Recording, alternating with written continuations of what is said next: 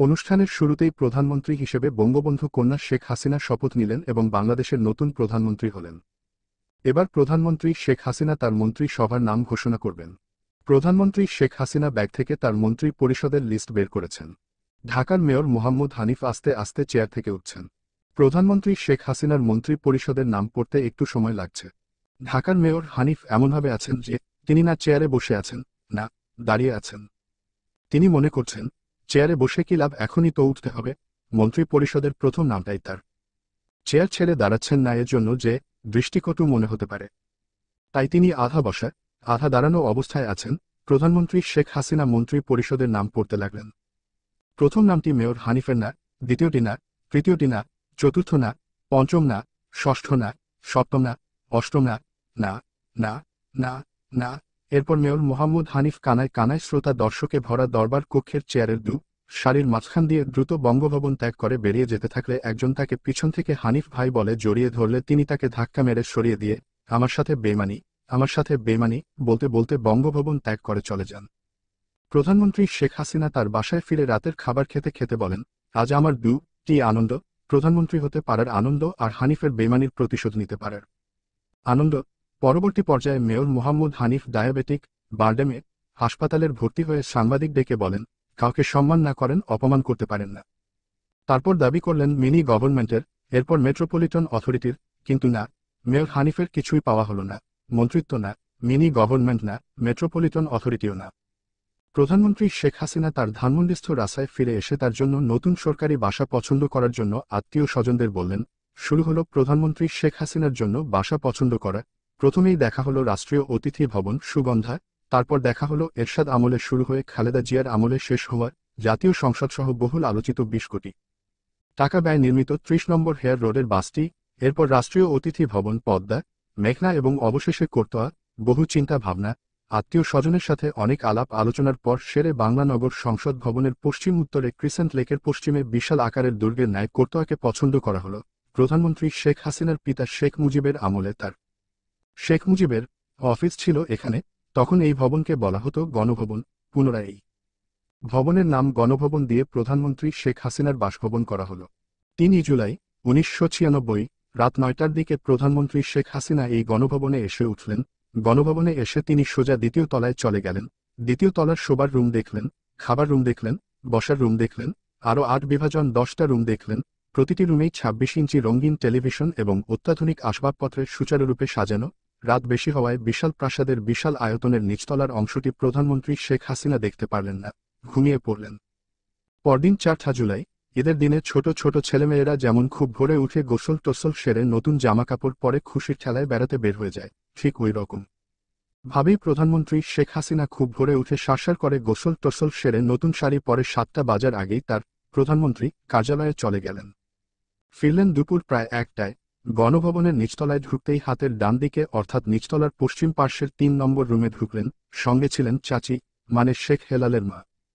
এই ৩ নম্বর রুমটিতে ঢুকেই প্রধানমন্ত্রী শেখ হাসিনা বেসামাল হয়ে যে এক চিৎকার দেন, ও রেচা চিলে এ তব রটে বি ল বলে লাফ দিয়ে শেখ হেলাল এমপির মাকে জড়িয়ে ধরে বললেন, ভৈরা গোষ্ঠী সকল আত্মীয় কে খবর দেন, এই টেবিলে খাইতে হবে। চাচি বললেন, ভৈরা গোষ্ঠী আসলেও টেবিল ভরবি নেনে। প্রধানমন্ত্রী শেখ হাসিনা বললেন, তাইলে টুঙ্গিপাড়ার মাইনসেরে মানুষ খবর দেন, এই টেবিলে খাইতে হবে। প্রধানমন্ত্রীর চিৎকারে তার নিরাপত্তা দায়িত্বে নিয়োজিত সেনাবাহিনীর বিশেষ দল এসএসএফ এবং পিজিআর এর সদস্যরা এগিয়ে এলে প্রধানমন্ত্রী শেখ হাসিনা চুপ করে যান এবং চাচিকে সঙ্গে নিয়ে উপরে চলে যান। গণভবনের ৩ নং রুমটি একটি বিশাল রুম। এই রুমে ডিম্ব আকৃতির একটি বিশাল টেবিল রয়েছে এবং এই টেবিলের চারদিকে প্রায় ২ রিভলভিং চেয়ার রয়েছে। এই রুমটি খাওয়ার বা ডাইনিং রুম নয়, এটি আসলে একটি কনফারেন্স রুম। বর্তমানে বাংলাদেশের যিনি সর্বোচ্চ ক্ষমতার অধিকারী, যার অঙ্গুলি হেলনে এদেশের বড় বড় ব্যবসা বাণিজ্য, উচ্চ পর্যায়ের চাকরি বাকরি নিয়ন্ত্রিত হয় সরকারের সামরিক বেসামরিক হামলা। মন্ত্রী, প্রধানমন্ত্রী, রাষ্ট্রপতি এবং প্রধানমন্ত্রীর আত্মীয় স্বজন যে যেখানেই আছেন তাদের মধ্যে সবচাইতে শক্তিশালী ক্ষমতাধর। সামরিক সর্বোচ্চ পর্যায় থেকে যে কোন পর্যায় পর্যন্ত কর্মকর্তা কর্মচারীর পদোন্নতি পদাবনতি এবং বদলি যার মনোবাসনা বা ইচ্ছানুযায়ী হয়। সরকারি পর্যায়ে ব্যবসা বাণিজ্য না পাওয়া যার উপর নির্ভর করে। এদেশের বৈধ অবৈধ সমস্ত টাকা পয়সা যার হাতে জমা হয়। বর্তমানে প্রধানমন্ত্রী শেখ হাসিনা পরিবারের ক্যাশিয়ার যিনি। একমাত্র রাজনীতি ছাড়া গোটা দেশের অর্থনীতি একক হস্তে পরিচালনা করেন যিনি। এদেশের মানুষের জন্য বিন্দুমাত্র ভালোবাসা মায়া মমতার লেশমাত্র নেই যার। এদেশের মানুষকে শিয়াল, শ্রীগাল, কুত্তার, কুকুরের জাতি, নিমকহারামের জাত ছাড়া অন্য কিছু ভাবেন না, অন্য কিছু বলেন না যিনি। মাঝরাতে ঘুম ভেঙে গেলে অথবা রাত পোহালে যদি শুনতে পেতেন এদেশের 12 কোটি মানুষ সকলেই মহাপ্রলয়ে নিহত হয়ে গেছে, তাহলে খুশিতে আত্মহারা হয়ে যাবেন যিনি। সদাসর্বদত্র এদেশের মানুষের অনিষ্ট অমঙ্গল ছাড়া অন্য কিছু চিন্তা এবং কামনা করেন না যিনি, তিনি আর কেউ নন, তিনি হলেন জাতির জনক বঙ্গবন্ধু শেখ মুজিবুর রহমানের দ্বিতীয় কন্যা প্রধানমন্ত্রী শেখ হাসিনার আদরের ছোট বোন শেখ রেহানা। 7 জুলাই 1996 এর অপরাহ্নে তিনি এলেন গণভবনে তারই বড় বোন প্রধানমন্ত্রী শেখ হাসিনার কাছে। এসেই সরাসরি প্রধানমন্ত্রী শেখ হাসিনাকে চিৎকার করে বললেন, এই শেখ মুজিব কি একা তোমার বাপ? শেখ মুজিব কি আমার বাপ না? আমার ভাগ কই? আমি কি ভাগ পাই না? আমার 5টা মন্ত্রী নিতে হবে। প্রধানমন্ত্রী শেখ হাসিনা বলেন, মন্ত্রী পাবি না, চালাইতেছি, চালাইতে দে, যত টাকা দরকার পাবি, সব তুই নে। দুই বোনের চিৎকারের চোটে প্রধানমন্ত্রীর 24 ঘণ্টা সার্বক্ষণিক নিরাপত্তার দায়িত্বে নিয়োজিত সেনাবাহিনী, বিমান বাহিনী ও নৌ বাহিনীর 64 জন অফিসার সমন্বয়ে 16 সদস্যের একটি বিশেষ দল PGR, prime minister guard regiment এর ওই দিন ডিউটিরত সদস্যরা তাদের দায়িত্ব পালনে কিংকর্তব্যবিমূঢ় হয়ে দাঁড়িয়ে থাকলে প্রধানমন্ত্রী শেখ হাসিনার চোখের ইশারায় তাদেরকে সরিয়ে এনে এটা প্রধানমন্ত্রীর একান্তই নিজস্ব এবং পারিবারিক ব্যাপার বলে ওভারলোক, দৃষ্টি এড়িয়ে যাওয়া করার পরামর্শ দেওয়া হয়। আজই যদি আমার 5 জনকে মন্ত্রী না করো তবে আমি আমেরিকায় চলে যাব, যখন আসব তখন সমান ভাগ নিয়ে আসব, মনে রেখ। এ কথা বলে বঙ্গবন্ধু কন্যা শেখ রেহানা চলে গেলেন। পরবর্তী পর্যায়ে প্রধানমন্ত্রী শেখ হাসিনা আমেরিকায় যেয়ে চূড়ান্ত পর্যায়ে ভাগাভাগি এবং আপোষ রফা করে তার ছোট বোন শেখ রেহানাকে দেশে নিয়ে আসেন এই শর্তে যে শেখ রেহানাই হবেন প্রধানমন্ত্রী শেখ হাসিনার ক্যাশিয়ার, সমস্ত টাকা পয়সা শেখ রেহানার হাত দিয়ে আসতে হবে এবং শেখ হাসিনার পর শেখ রেহানাই হবেন শেখ মুজিবের উত্তরসূরি। 1996 সালের জুলাইয়ের মাঝামাঝি সময়ে প্রধানমন্ত্রী শেখ হাসিনার ছোট বোন রেহানার স্বামী শফিক সিদ্দিকী শেখ হাসিনার লাল রঙের নিশান পেট্রোল জিপ গাড়িতে এবং হলুদ নম্বর প্লেট লাগানো দুটি টয়োটা গাড়িতে করে 2 জন শিখ, 3 জন মারোয়ারি ও 2 জন ভারতীয় বাঙালিকে সঙ্গে নিয়ে এসে প্রতি সন্ধ্যায় প্রধানমন্ত্রী শেখ হাসিনার সরকারি বাসভবন গণভবনের 5 নম্বর বৈঠকখানায় গুরুত্বপূর্ণ মিটিং করতেন। মিটিং-এ বসার আগে শফিক সিদ্দিকী মোটর সাইকেল আরোহীর কাছ থেকে ঢাকার মতিঝিলের শেয়ার মার্কেটের বিষয়ে খোঁজখবর নিতেন। শফিক সিদ্দিকী প্রথমে জানতে চাইতেন আজকে শেয়ার মার্কেটে কেমন ভিড় হয়েছিল। মোটর সাইকেল আরোহী বলতো মধুমিতা সিনেমা হলের বিপরীতে স্টক এক্সচেঞ্জের সামনে বেশ ভিড় দেখলাম। তখন শফিক সিদ্দিকী বলতেন, শেয়ার ব্যবসা খুব ভালো ব্যবসা, শেয়ার ব্যবসা করবেন, শেয়ার কিনবেন, আত্মীয় স্বজনদের বলবেন, বন্ধু বান্ধব, পাড়া প্রতিবেশী সবাইকে বলবেন শেয়ার কিনতে, শেয়ার কিনলেই লাভ। প্রধানমন্ত্রী শেখ হাসিনার পৃষ্ঠপোষকতায় গণভবনে 5 নং বৈঠকখানায় প্রতি সন্ধ্যায় উক্ত ব্যক্তিদের সাথে মিটিংয়ের আগে মোটর সাইকেল আরোহীকে শফিক সিদ্দিকীর একই প্রশ্ন, শেয়ার মার্কেটে আজকে কত লোক হয়েছে? মোটর সাইকেল আরোহীর উত্তর, অনেক লোক হয়েছে, মতিঝিলের রাস্তা ভরে গেছে। শফিক সিদ্দিকীর একই কথা, সবাইকে শেয়ার কিনতে বলবেন, শেয়ার কেনা খুবই লাভজনক ব্যবসা, কিনলেই লাভ। এভাবে দিন যেতে লাগলো। এক পর্যায়ে প্রতিদিন সরেজমিনে শেয়ার মার্কেটের প্রকৃত অবস্থা দেখে সন্ধ্যায় গণভবনে এসে তা জানানোর জন্য মোটর সাইকেল আরোহীকে শফিক সিদ্দিকী দায়িত্ব দিয়ে দিলেন। মোটর সাইকেল আরোহী প্রতি সন্ধ্যায় প্রধানমন্ত্রী শেখ হাসিনার সরকারি বাসভবন গণভবনে গিয়ে শফিক সিদ্দিকীকে শেয়ার মার্কেটের বাস্তব অবস্থা জানাতে লাগল। আর শফিক সিদ্দিকী তা জানার পর ভারতীয় শিখ, মারোয়ারি এবং বাঙালি ব্যবসায়ীদের সাথে গুরুত্বপূর্ণ মিটিং করতে থাকলেন। সত্যি, শেয়ার কিনলেই লাভ, শেয়ার বিক্রি করাটা কোন ব্যাপার না, কেনাটাই আসল ব্যাপার। আজ কোনোমতে শেয়ার কিনতে পারলে আগামী কাল আসতে না আসতেই তা চড়া দামে বিক্রি হয়ে যাচ্ছে। শেয়ার কেনা নিয়ে প্রায় সারা দেশেই হই হই রই রই পড়ে গেছে। বাজারে প্রচুর ক্রেতা আছে, কিন্তু শেয়ার বিক্রেতা নেই। ক্রেতারা শেয়ার কেনার জন্য রাত দিন ঘুরে বেড়াচ্ছে। একদিন মোটর সাইকেল আরোহী শফিক সিদ্দিকীর জানালো, শেয়ার মার্কেটে আজ সবচাইতে বেশি ক্রেতা এসেছে। ইত্তেফাকের মোড়, হাটখোলা, অভিসার সিনেমা হল থেকে শুরু করে পুরো মতিঝিল, শাপলা চত্বর পার হয়ে নটর ডেম কলেজ ছাড়িয়ে গেছে। এই সকল এলাকায় যানবাহন বন্ধ হয়েছে। শুধু ক্রেতা আর ক্রেতা, বিক্রেতা নেই। শফিক সিদ্দিকী তার ভারতীয় ব্যবসায়ীদের নিয়ে গণভবনের 5 নং বৈঠকখানায় নির্ধারিত মিটিংয়ে বসলেন। অন্যান্য দিনের তুলনায় আজকের মিটিং অনেক বেশি সময় নিয়ে চলল। অন্যান্য দিন যেখানে মিটিং হয় 1.5-2 ঘন্টা, সেখানে আজকের মিটিং হলো প্রায় 5.5 ঘন্টা। পরের দিন শেয়ার বাজারে আরও বেশি লোক হলো এবং শফিক সিদ্দিকী তার ভারতীয় ব্যবসায়ী বন্ধুদের নিয়ে দুপুর ৩টা থেকেই গণভবনে মিটিংয়ে বসেছেন। রাত 10টা পর্যন্ত একটানা মিটিং চলল।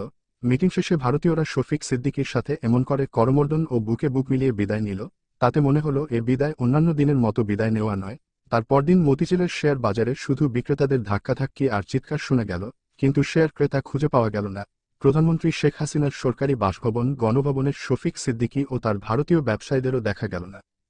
৭৫ এর 15ই আগস্ট শেখ মুজিবুর রহমান নিহত হওয়ার পর ওই হত্যাকাণ্ডের প্রতিবাদে কাদের সিদ্দিকীর সঙ্গে মিলে যে সকল মুক্তিযোদ্ধা দ্বিতীয়বার যুদ্ধ করেছিল, সেই সকল মুক্তিযোদ্ধা 12 আগস্ট 1996 ঢাকার পুরানা পল্টনে এক বৈঠকে বসে।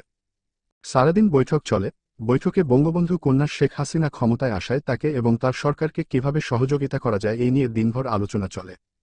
হালুয়াঘাট এবং নালিতাবাড়ী থানার প্রখ্যাত মুক্তিযোদ্ধা বৈদ্যনাথ কর তার বক্তৃতায় কেন জানি খুবই আবেগপ্রবণ হয়ে বলতে লাগল, ৭১ এর মহান মুক্তিযুদ্ধে যুদ্ধ করেছি, দেশ স্বাধীন করেছি, কিন্তু মরিনি। ৭৫ এ বঙ্গবন্ধুর হত্যার প্রতিবাদে যুদ্ধ করেছি, যুদ্ধে পরাজিত হয়েছি, কিন্তু মরিনি। অবশেষে এক বিধবা যুবতীকে বিয়ে করেছি, আমাদের ঘরে একটি পুত্র সন্তান হয়েছে। আমি এখন এক বিধবা যুবতীর স্বামী এবং এক ছেলের পিতা। আমি আর ভালো মন্দ কোন কিছুতেই জড়িত হতে চাই না। আপনারা এমন কিছু করবেন যাতে আমার বিধবা স্ত্রী আবার দ্বিতীয়বার বিধবা না হয়, আমার ছেলে পিতৃহারা এতিম না হয়। সন্ধ্যা 7টায় বৈঠক শেষ হলে যে যার বাড়ির দিকে রওনা হয়।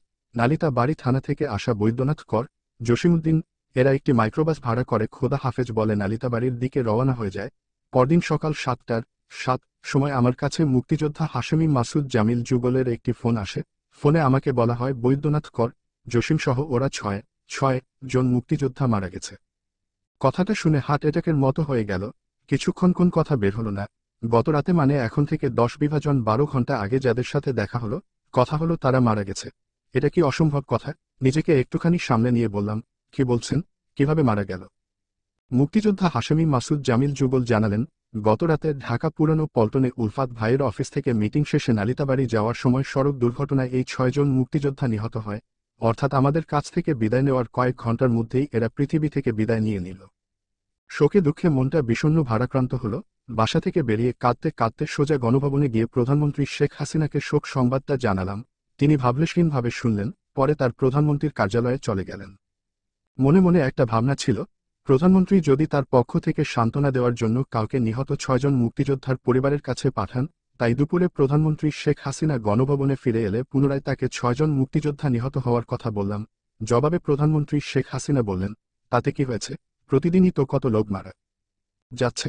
এর ঘণ্টাখানেক পর বিকেল 3টায় প্রধানমন্ত্রী শেখ হাসিনা তার বাবার মৃত্যুবার্ষিকী উপলক্ষে বঙ্গবন্ধু পরিষদের আলোচনা সভায় যোগদানের জন্য ইঞ্জিনিয়ার্স ইনস্টিটিউটে চলে গেলেন এবং সেখানে তিনি আমার পিতা, আমার মা, আমার ভাই বলে কাঁদতে লাগলেন।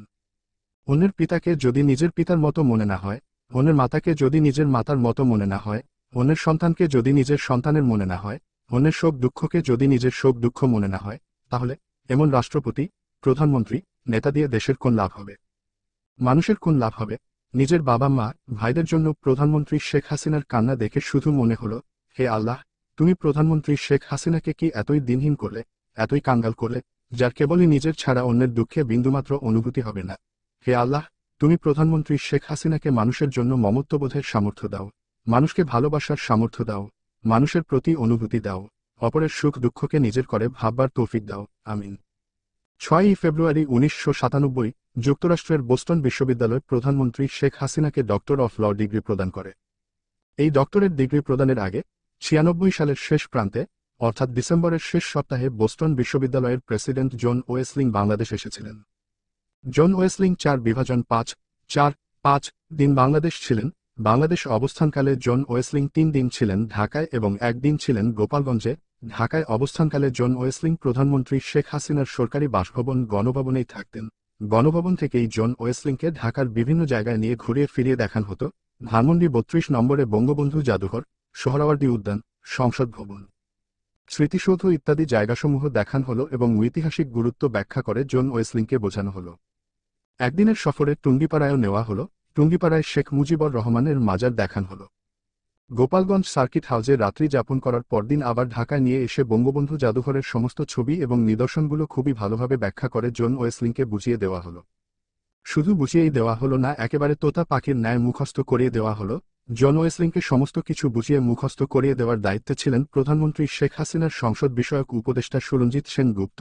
সুরঞ্জিত সেনগুপ্ত জন ওয়েসলিংকে সবকিছু বুঝিয়ে মুখস্থ করে দেওয়ার সাথে প্রধানমন্ত্রী শেখ হাসিনাকে ডক্টর অফ ল প্রদানের বিষয়টিও ভালোভাবে বুঝিয়ে দিলেন। বোস্টন বিশ্ববিদ্যালয়ের প্রেসিডেন্ট জন ওয়েসলিং নগদ ও বাকি মিলিয়ে অনেক উপঢৌকন নিয়ে বাংলাদেশ থেকে চলে গেলেন। কিন্তু গণভবন যে প্রধানমন্ত্রী শেখ হাসিনার সরকারি বাসভবন, এটা সেন বাবু জন ওয়েসলিংকে বলেননি। ফলে জন ওয়েসলিং ধরে নিলেন ধানমন্ডি 32 এটা বঙ্গবন্ধু মিউজিয়াম, জাদুঘর। টঙ্গিপাড়াটা বঙ্গবন্ধুর গ্রামের বাড়ি, আর বিশাল দুর্গের ন্যায় গণভবনটা প্রধানমন্ত্রী শেখ হাসিনার পিতা শেখ মুজিবের বাড়ি। তাই 6 ফেব্রুয়ারি 1997 প্রধানমন্ত্রী শেখ হাসিনাকে ডক্টর অফ ল ডিগ্রি প্রদানকালে যুক্তরাষ্ট্রের বোস্টন বিশ্ববিদ্যালয়ের প্রেসিডেন্ট জন ওয়েসলিং যে মানপত্র পাঠ করেন, তার এক জায়গায় লিখেছেন, বাংলাদেশের প্রধানমন্ত্রী শেখ হাসিনা, আপনাকে আপনার পিতার বিশাল দুর্গের মতো পৈতৃক বাসভবনে বন্দী করে রাখলেও আপনার উদ্যমকে, আপনার চেতনাকে দমিয়ে রাখতে পারেনি। বিশাল দুর্গের মতো পৈতৃক বাড়ি ও তার উত্তরাধিকারের মধ্যে আটকে থাকলেও, ইত্যাদি ইত্যাদি। জন ওয়েসলিং তার মানপত্রে যে বিশাল দুর্গের মতো পৈতৃক বাড়ির উল্লেখ করেছেন, সেটা প্রধানমন্ত্রী শেখ হাসিনার পিতার বাড়ি নয়, সেটা প্রধানমন্ত্রী শেখ হাসিনার সরকারি বাসভবন, গণভবন। একমাত্র গণভবনই বিশাল দুর্গের মতো, তাছাড়া শেখ মুজিবুর রহমানের বিশাল দুর্গের মতো কোন বাড়ি কোথাও নেই। প্রধানমন্ত্রী শেখ হাসিনা এই প্রথম মার্কিন যুক্তরাষ্ট্রে সফরে যাচ্ছেন। আত্মীয়স্বজনের এক বিশাল বহর নিয়ে সন্ধ্যার আগেই গণভবন থেকে জিয়া আন্তর্জাতিক বিমানবন্দরের উদ্দেশ্যে প্রধানমন্ত্রী শেখ হাসিনা রওনা হয়ে গেলেন। তিনি নির্দিষ্ট সময়ে জিয়া আন্তর্জাতিক বিমানবন্দরের ভিভিআইপি লাউঞ্জে পৌঁছলেন এবং আত্মীয় স্বজনের কোলাহলপূর্ণ পরিবেশে দীর্ঘক্ষণ চা ও নানান পদের নাস্তা খেতে লাগলেন, হাসি ঠাট্টায় মেতে থাকলেন। মন্ত্রিসভার সদস্যগণ, 3 বাহিনী প্রধানগণ সহ উচ্চপদস্থ সামরিক বেসামরিক কর্মকর্তা এবং বিশিষ্ট নাগরিকগণ বিমানবন্দরের ভিভিআইপি টার্মাকে প্রধানমন্ত্রী শেখ হাসিনাকে বিদায় দেওয়ার জন্য অপেক্ষা করতে লাগলেন। এদিকে প্রধানমন্ত্রী শেখ হাসিনার বাবার ফুফাতো ভাইয়ের ছেলে প্রধানমন্ত্রী শেখ হাসিনার এপিএস বাহাউদ্দিন নাসিম নতুন দৃষ্টান্ত স্থাপন করার জন্য বিমানবন্দর কর্তৃপক্ষকে প্রধানমন্ত্রীকে বহন করার চার্টার্ড বিমানটিকে প্যাসেঞ্জার টার্মাকের লাউঞ্জে নিয়ে যাওয়ার নির্দেশ দিল। বাহাউদ্দিন নাসিম বলল, আমাদের প্রধানমন্ত্রী এতই অতি সাধারণ যে তিনি ভিভিআইপি টার্মাকের পরিবর্তে সাধারণ যাত্রীদের প্যাসেঞ্জার টার্মাক লাউঞ্জ দিয়ে বিমানে উঠে এক নতুন দৃষ্টান্ত স্থাপন করবেন। কাজেই প্রধানমন্ত্রী শেখ হাসিনার বাবার ফুফাতো ভাইয়ের এপিএস নাসিম বিমানকে প্যাসেঞ্জার টার্মাকে নিয়ে যাওয়ার হুকুম দিল। যথারীতি বিমান কর্তৃপক্ষ বিমানের পাইলটকে ওই নির্দেশ দিলে পাইলট প্যাসেঞ্জার টার্মাকে বিমান নিয়ে এলো। একটু পরে এলো প্রধানমন্ত্রী শেখ হাসিনার বাবার আরেক ফুফাতো ভাইয়ের ছেলে এবং প্রধানমন্ত্রী শেখ হাসিনার চিফ সিকিউরিটি নজিব আহমেদ নজিব। নাসিমের নির্দেশে প্রধানমন্ত্রীর বিমান প্যাসেঞ্জার টার্মাকে নেওয়া হয়েছে, এই কথা শোনামাত্র নজিব বলল, প্রধানমন্ত্রী ভিভিআইপি টার্মাক দিয়ে বিমানে উঠবে, বিমান ভিভিআইপি টার্মাকে ফেরত আনা হোক। যথারীতি বিমানকে ভিভিআইপি টার্মাকে ফেরত আনা হলো। কিছুক্ষণ পরে প্রধানমন্ত্রীর এপিএস বাহাউদ্দিন নাসিম এসে শুনল তার চাচাতো ভাই নজিব বিমান ভিভিআইপি টার্মাকে ফেরত এনেছে। তখন নাসিম বিমান কর্তৃপক্ষকে বলল, আমি প্রধানমন্ত্রীর এপিএস, আমি প্রধানমন্ত্রীর ভাবমূর্তি গড়ে তুলি, আমি প্রধানমন্ত্রীর প্রোগ্রাম তৈরি করি, আপনারা কি আমার চাইতে বেশি বোঝেন? সমস্ত সাংবাদিকদের আমি প্যাসেঞ্জার লাউঞ্জে পাঠিয়েছি, আমি যা বলি সেভাবে কাজ করেন, প্রধানমন্ত্রীর বিমান প্যাসেঞ্জার টার্মাকে পাঠান। বিমান কর্তৃপক্ষের মৌখিক নির্দেশে পাইলট আবার বিমান প্যাসেঞ্জার টার্মাকে নিয়ে এলো। প্রধানমন্ত্রীর এপিএস বাহাউদ্দিন নাসিমের চাচাতো ভাই প্রধানমন্ত্রীর চিফ সিকিউরিটি নজিব আহমেদ নজিব প্রধানমন্ত্রী শেখ হাসিনাকে বিমান রেডি বলে এসে বিমান আবার প্যাসেঞ্জার টার্মাকে লাগানো হয়েছে শুনেই হারামজাদা কুত্তার বাচ্চা বলে গালাগালি দিতে দিতে কার নির্দেশে বিমান সরানো হয়েছে জিজ্ঞেস করলে নাসিম বলল, আমার নির্দেশে বিমান সরানো হয়েছে, আমি বিমান প্যাসেঞ্জার টার্মাকে নিয়েছি। নজিব বলল, তুই বিমান সরানোর কে? আমি চিফ সিকিউরিটি, আমার নির্দেশে বিমান চলবে। নাসিম বলল, আমার নির্দেশে বিমান চলবে। নজিব বলল, দেখ বেশি কথা বলবি না, খারাপ হইয়া যাইব। নাসিম বলল, আমি কি তোমার মাহা তামুক খাই যে আমাকে ডর দেহাও? প্রধানমন্ত্রী শেখ হাসিনার বাবার 2 ফুফাতো ভাইয়ের 2 ছেলে এপিএস বাহাউদ্দিন নাসিম এবং চিফ সিকিউরিটি নজিব আহমেদ নজিবের মধ্যেকার ঝগড়ার মুখে বিমান কর্তৃপক্ষ অসহায়ের ন্যায় দাঁড়িয়ে রইল। এমনিভাবে মিনিট 20-25 চলে গেল। ওদিকে প্রধানমন্ত্রী শেখ হাসিনা বিমানে ওঠার জন্য ভিভিআইপি রেস্টরুম থেকে বাইরে এসে দাঁড়িয়ে রইলেন এবং বললেন, কি ব্যাপার, আমাকে এখনো বিমানে তুলছে না কেন? 2 চাচাতো ভাই নজিব নাসিমের ঝগড়া থামানোর জন্য 2 চাচাতো ভাইয়ের চাইতেও অনেক অনেক বেশি ক্ষমতাধর ব্যক্তি, বলতে গেলে ক্ষমতার শীর্ষের 3-4-3/4 নম্বর ব্যক্তি, যিনি সচরাচর নজিব নাসিমদের ব্যাপারে হস্তক্ষেপ করে না, কিন্তু যাকে দেখলে নজিব নাসিম ভয় এবং কৌশলগত কারণে নেতিয়ে পড়ে পাগলের মতো টাকা পয়সার দিকে ছোটা ছাড়া আর অন্য কোন কাজ নেই যার। তিনি প্রধানমন্ত্রী শেখ হাসিনার চাচাতো ভাই শেখ নাসেরের বড় ছেলে শেখ হেলাল এমপি এসে উপস্থিত হল। নজিব নাসিম ভয় এবং কৌশলগত কারণে নেতিয়ে গেল। শেখ হেলাল এমপি বলল, প্রধানমন্ত্রী দাঁড়িয়ে রয়েছে আর এখনও বিমানের ব্যবস্থা হয়নি, যা ভিভিআইপিতে বিমান লাগান। কর্তৃপক্ষ ভিভিআইপি টার্মাকে বিমান নেওয়ার মৌখিক নির্দেশ দিলে ভিভিআইপি আর প্যাসেঞ্জার টার্মাকে বারবার বিমান নেওয়া এবং আনার পরিপ্রেক্ষিতে এবার বিমানের পাইলট ভিভিআইপি এবং প্যাসেঞ্জার টার্মাকের মাঝখানে বিমান রেখে দিয়ে কর্তৃপক্ষকে বলল, আমাকে লিখিত দিতে হবে। লিখিত ছাড়া বিমানের চাকা একবারও ঘুরাবো না। এবার বিমান কর্তৃপক্ষ আরও বিপাকে পড়ল। কর্তৃপক্ষ লিখিত দেওয়ার পর পাইলট ভিভিআইপি টার্মাকে বিমান নিয়ে গেল। প্রধানমন্ত্রী আমেরিকার উদ্দেশ্যে যাত্রা শুরু করলেন। যদিও এই সমস্ত কারণে প্রধানমন্ত্রী শেখ হাসিনার যাত্রা শুরু করতে ঘণ্টাদেরেক দেরি হল এবং প্রধানমন্ত্রী শেখ হাসিনা অসন্তোষ প্রকাশ করলেন। কিন্তু প্রধানমন্ত্রী শেখ হাসিনা কার উপর অসন্তোষ প্রকাশ করলেন তা বোঝা গেল না। প্রধানমন্ত্রী শেখ হাসিনাকে বিদায় জানাতে আসা সকল মন্ত্রী, তিন বাহিনী প্রধান, উচ্চপদস্থ সামরিক বেসামরিক কর্মকর্তা ও বিশিষ্ট নাগরিকগণ যাত্রা শুরুর এই বিলম্বের সময় ভেবলার মতো দাঁড়িয়েছিল। পরের দিন দেশের সমস্ত পত্রপত্রিকায় নানান ভাষায় প্রধানমন্ত্রীর যাত্রা শুরু করতে বিলম্বের সংবাদ পরিবেশন করল। কিন্তু কেন যাত্রা বিলম্ব হল তা কোন পত্রিকাতেই জানা গেল না, প্রকাশ করা হল না। শুধু বিলম্ব হল এটাই প্রকাশ করা হল। শুধু তাই নয়, প্রকাশিত এই সংবাদের পরিপ্রেক্ষিতে সাংবাদিক, কলাম লেখক আবেদ খান ভোরের কাগজে প্রধানমন্ত্রীর নিরাপত্তা কি বিঘ্নিত শিরোনামে ধারাবাহিকভাবে সরেজমিন তদন্ত লিখলেন। আবেদ খান তার প্রতিবেদনে বিমানের অভ্যন্তরে রাজাকারের সন্ধান পাওয়া সহ আরও কত কিছু পেলেন, কত কিছু লিখলেন। বিমান প্রশাসনের অনেক রদবদল হল, কিন্তু প্রধানমন্ত্রী শেখ হাসিনার যাত্রা বিলম্বের প্রকৃত কারণ আবেদ খানের কলামে এল না। প্রধানমন্ত্রী শেখ হাসিনা আমেরিকা সফর করে যুক্তরাষ্ট্রের বোস্টন বিশ্ববিদ্যালয় থেকে ডক্টর অফ ল ডিগ্রির সাথে তার একমাত্র বোন শেখ রেহানাকে সকল কিছুতে পৌত্রিক সূত্রে অর্ধেক ভাগ দেওয়ার পাকাপাকি ব্যবস্থার শর্তের সঙ্গে নিয়ে এলেন। ভাগ বাটোয়ারা নিয়ে দুই বোনের দ্বন্দ্বের অবসান ঘটিয়ে শেখ রেহানা ক্যাশিয়ারের দায়িত্ব নিয়ে বাংলাদেশ আবার ফিরে এলেন।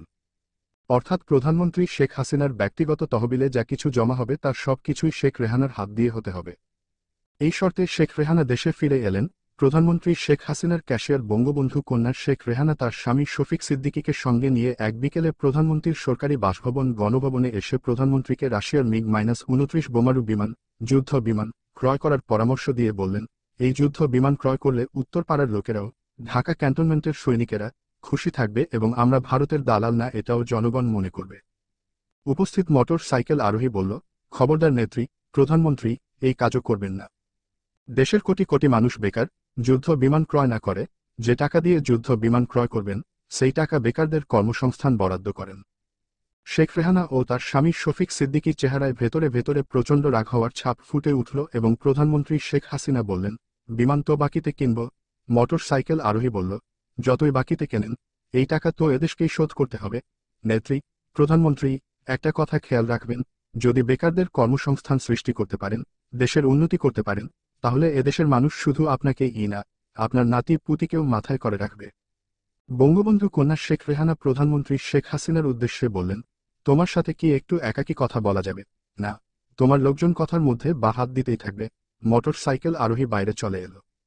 কথা হলো প্রধানমন্ত্রী শেখ হাসিনা এবং তার ছোট বোন শেখ রেহানা ও তার স্বামী শফিক সিদ্দিকী বাংলাদেশের মতো একটি দিনহীন দরিদ্র দেশের কর্ণধার হয়ে কেন যুদ্ধ বিমান ক্রয় করেন? ভারতের সাথে যুদ্ধ করার জন্য? মনস্তাত্ত্বিক, সাইকোলজিক্যালি ভাবে শেখ হাসিনা শেখ রেহানা গণেরা কি কখনোই ভারতের সাথে যুদ্ধের কথা চিন্তা করতে পারে? নিশ্চয়ই না। শেখ পরিবার কখনোই ভারতের সঙ্গে যুদ্ধের কথা চিন্তা করতে পারে না। বরং শেখ হাসিনা, শেখ রেহানারা সদা সর্বদা ভারতকে তাদের ব্যক্তিগত ও পরিবারগত অভিভাবকই মনে করেন। তারা সব সময়ই ভারতের রাজনীতিবিদদের, বিশেষ করে পশ্চিম বাংলার মুখ্যমন্ত্রী জ্যোতিব সুকে পিতৃতুল্যই মনে করেন। ভারতের সাথে যুদ্ধ করবেন না, তারপরও যুদ্ধ বিমান ক্রয় করেন। রহস্যটা কি? তাহলে কি হাসিনা রেহানা গমেরা জানেন না যে বাংলাদেশ পৃথিবীর মধ্যে প্রায় সবচাইতে গরিব দেশ?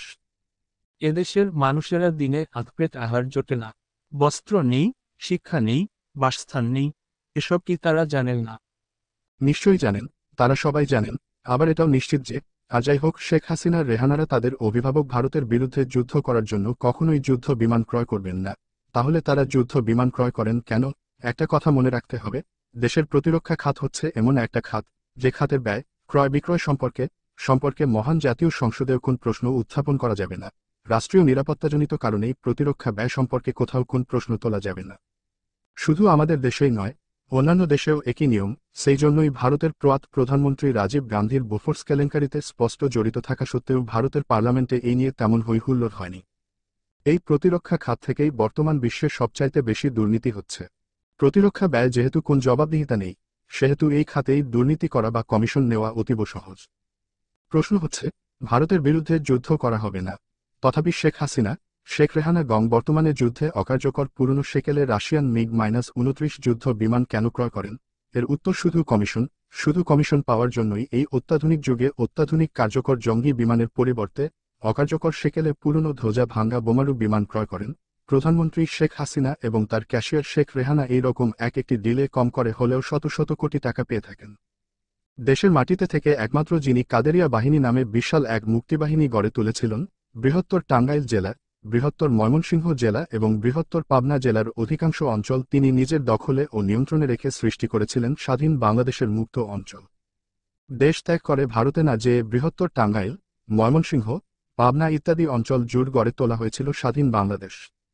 এই স্বাধীন বাংলাদেশের হানাদার মুক্ত অঞ্চলে পাকিস্তানি হানাদার বাহিনী কখনোই ঢুকতে পারেনি। পাকিস্তানি খান সেনারা যখনই মুক্তাঞ্চলে প্রবেশের চেষ্টা করেছে, এখনই প্রচণ্ড মার খেয়ে ফেরত এসেছে। এই মুক্তাঞ্চলে মুক্তিবাহিনীর পাশাপাশি গড়ে তোলা হয়েছিল স্বাধীন বাংলাদেশের বেসামরিক প্রশাসন। এখানে যুদ্ধের সাথে চলত রাজস্ব, খাজনা, ট্যাক্স আদায়। নিয়োগ দেওয়া হতো রাজকর্মচারী, চৌকিদার, দফাদার, তহসিলদার, এসডিও ও কর্মকর্তাদের। গড়ে তোলা হয়েছিল বিচার বিভাগ, সাংস্কৃতিক বিভাগ। শুধু বাংলাদেশেরই নয়, সারা বিশ্বের মুক্তিযুদ্ধের ইতিহাসে এমন নজির খুঁজে পাওয়া যাবে না। মুক্তিযুদ্ধের বিশ্ব ইতিহাসের নজিরবিহীন ইতিহাস সৃষ্টি করেছিলেন তিনি হলেন মুক্তিযুদ্ধের কিংবদন্তির নায়ক বঙ্গবীর আব্দুল কাদের সিদ্দিকী বীর উত্তম। মুক্তিযুদ্ধের সময় লোকে যাকে বাঘা সিদ্দিকী বলে জানত, যার নাম শুনলে পাকিস্তানি সেনাবাহিনীর জেনারেলদের পর্যন্ত আত্মারাম খাঁচা হয়ে যেত। 1975 সালের 15ই আগস্ট শেখ হাসিনার পিতা শেখ মুজিবুর রহমানকে সপরিবারের হত্যা করলে একমাত্র বঙ্গবীর আব্দুল কাদের সিদ্দিকী ওই হত্যার প্রতিবাদ করে। শেখ মুজিব হত্যার পর কাদের সিদ্দিকী নিজেকে শেখ মুজিবের চতুর্থ পুত্র দাবি করে 71-এর ন্যায় পুনরায় যুদ্ধ শুরু করেন। এই যুদ্ধ ছিল কাদের সিদ্দিকীর জীবনে এবং বাংলাদেশের রাজনৈতিক ইতিহাসে সবচাইতে বড় রাজনৈতিক ভুল।